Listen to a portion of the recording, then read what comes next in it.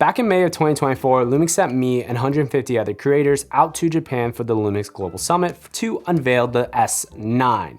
Now, a year later, and seriously using this camera professionally and personally speaking, this is going to be my 1-year review of this camera, talking about all the good, the bad, and the ugly with this device. Now, quick disclaimer for this specific video, I'm not gonna be getting super technical talking about specs, dynamic range, roll and shutter, anything like that, because this is just more of a use case scenario on how I use this camera, how it's been performing, and what's been going great and what's not been going great. So without further ado, let's dive in. The first thing we need to talk about is going to be how I actually have been using this camera. Personally speaking, this is kind of my go-to everyday carry camera. This can simply fit in my backpack. The connection with the LUMIX Lab app, being able to transfer photos and videos in real time to my phone is really, really clutch. Even though the fact you can use any face detect LUMIX camera now and with the LUMIX Lab app do that, the reason I specifically grabbed the S9 is just the size can literally fit in my entire hand and I can control almost everything with one single hand, which is nice. Then professionally speaking, there's a lot of ways I actually use this camera. The first thing is this is my BTS camera. I hand this to my PA and then just let them to capture as much content as possible. The second thing is a C camera. You do have to be mindful if you're thinking to use this as a B camera or even a C camera. Just, it doesn't have internal fans on this, so with overheating, this could be a potential issue you could run into. And then lastly, this is my kind of go-to camera when I need some sliding shots and I want to put this on my little slider for the top rig S60. This is really great because I'm still getting the same video specs and quality as the S5 II and 2X, but it's so small and so compact. I'm never gonna rig this camera out and I can simply throw this onto my slider and get a bunch of different cool dynamic movements in this tiny little camera. Slightly shifting gears, let's talk about some of my favorite features and some of the pros with the S9. The first thing is going to be the size of this camera. The S9 having no viewfinder, having it be way more smaller, it's surprisingly so compact that it makes it really, really fun to use this camera, especially if you need to have a camera be rigged up to a car, you want to put this camera in some unique positions. You can do a lot more things with this tinier camera compared to the S5 II or 2X.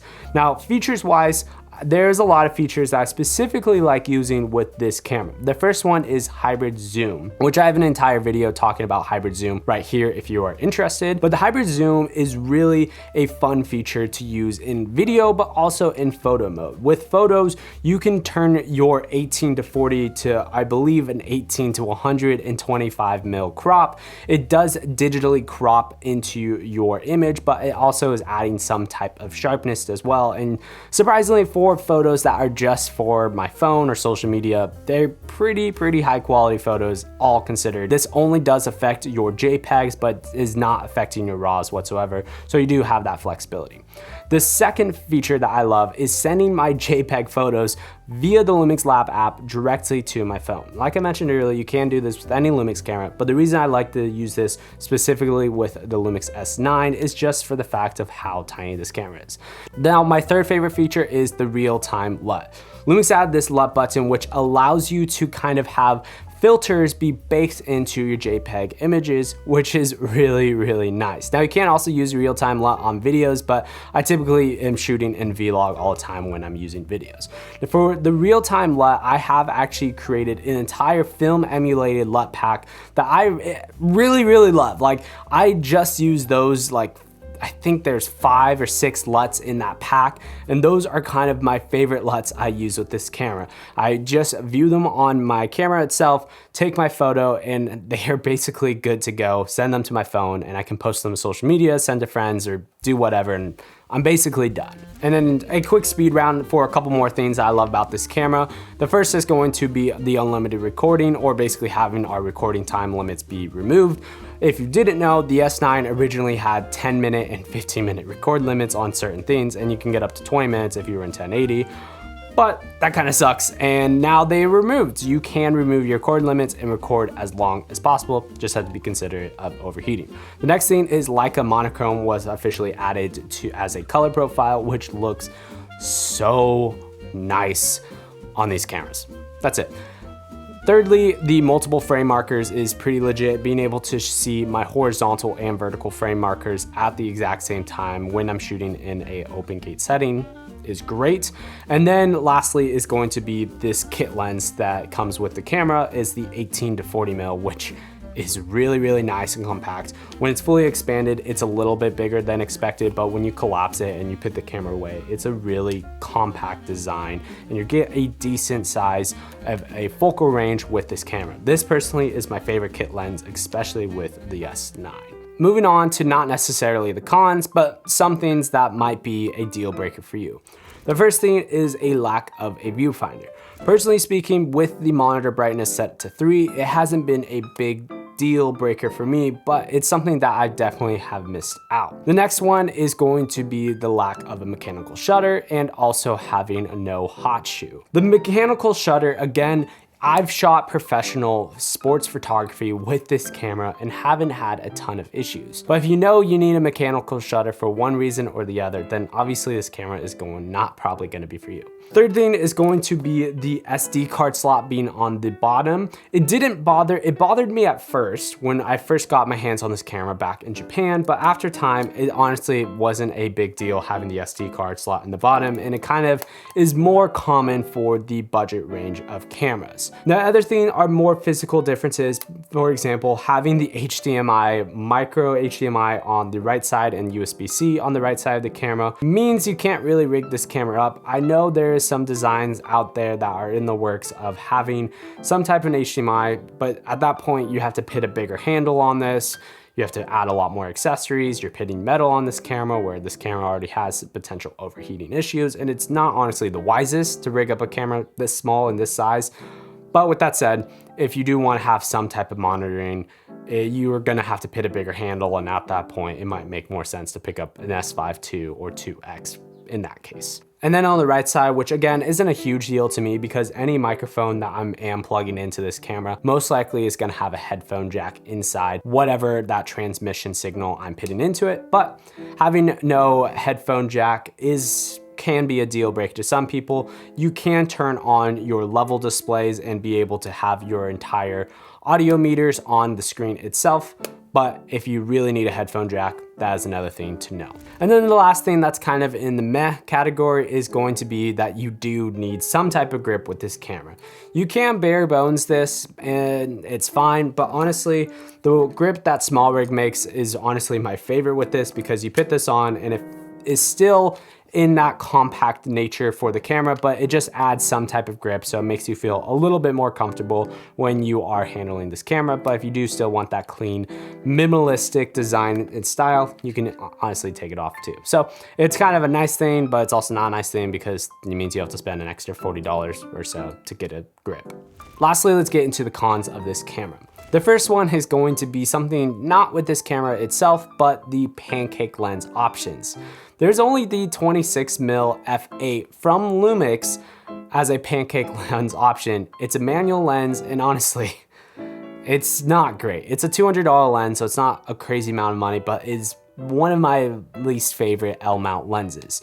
With that said, I know Sigma and even 7 Artisan and I think TT Artisan is starting to come out with autofocus compact lenses. So there's going to be a lot more compact pancake style lenses coming in the future for the S9 and just L-mount glass in general. But currently, as the time I'm recording this video, there isn't a ton of compact lenses that are a lower aperture and still have autofocus.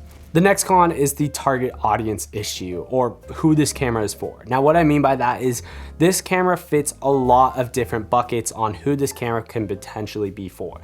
Because of how powerful, but also how compact it is, it fits a lot of different target audiences. For example, if you are a professional filmmaker and photographer and you just want a small compact vibe camera or a dad camera or an everyday camera that still gives you the same level of quality and specs that your higher end cameras do, but in a smaller camera body.